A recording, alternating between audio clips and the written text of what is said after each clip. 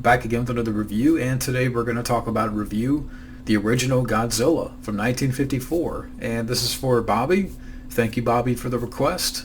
So let's talk about the original Godzilla.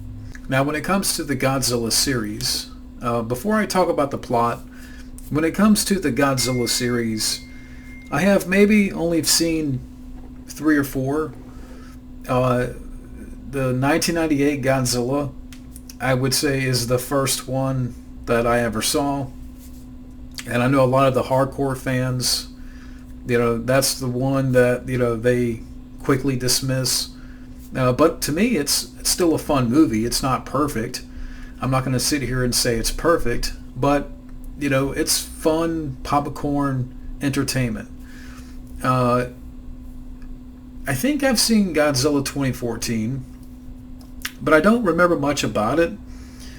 Godzilla King of the Monsters I have seen, and yeah, I think that's it. I said 3 or 4, but really I haven't seen most of the Godzilla franchise. So yeah, this is the first time watch for me, the original Godzilla. So the plot to the film, let's talk about the plot here. The plot to the film here, you have these vessels that are mysteriously going down, sinking near this island. And you have this professor character and his daughter and this marine. They head to this island to investigate what's going on.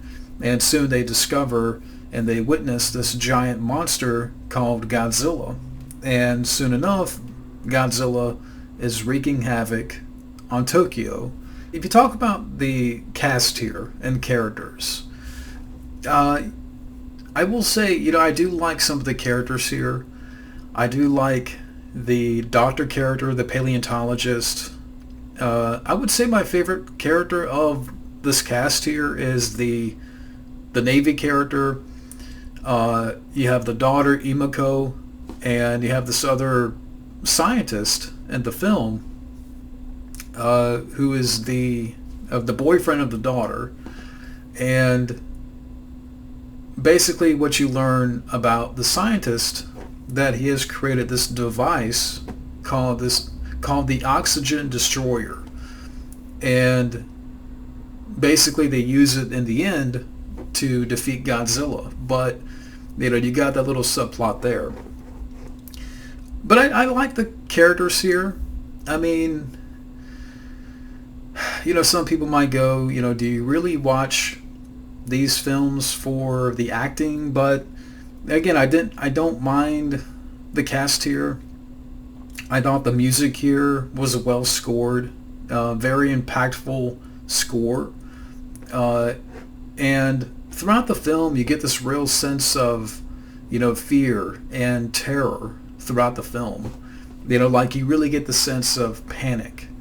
And, when Godzilla comes into the picture, when he comes into the film and he's wreaking havoc on Tokyo, and even people might, say, oh, it's a guy in a suit, but for its time, it's really effective, I think. The way that he moves, Godzilla, there's a sequence where he takes out a train, he takes out a bridge, and just wreaking havoc on buildings. And you have his atomic breath. And I like the fact that a lot of it is shot from low angles, so you get the scope and the size of Godzilla.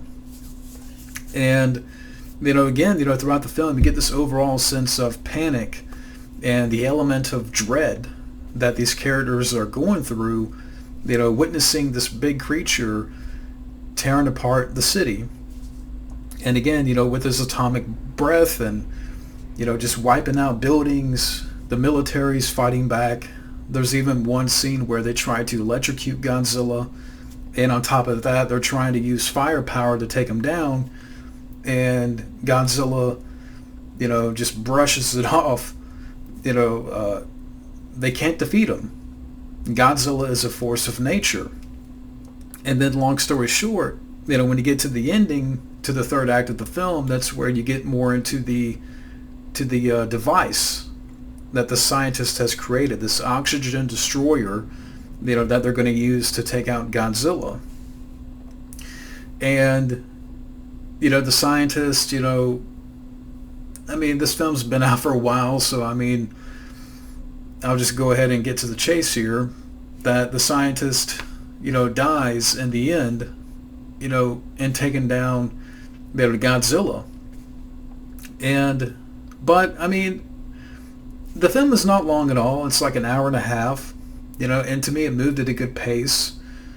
For me, I thought the acting, I think it really conveyed the, again, sense of, panic from the characters.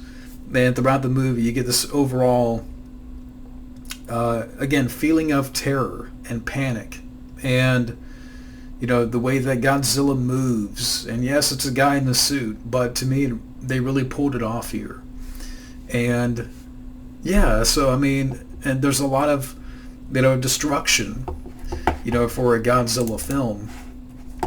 Even this being the first movie. But again, it's, for me, I think it really did it well. And 70 years later, this franchise is still going. And yeah, there's a reason why that, Godzilla has been around this long. And with all that being said about this film here, let me get to my final thoughts. Godzilla from 1954, it's the one that started it all. And Godzilla, delivers on mayhem, and it's a satisfying monster movie that continues to have impact after all these years. But that's it for now. Thank you for watching, and have a good day.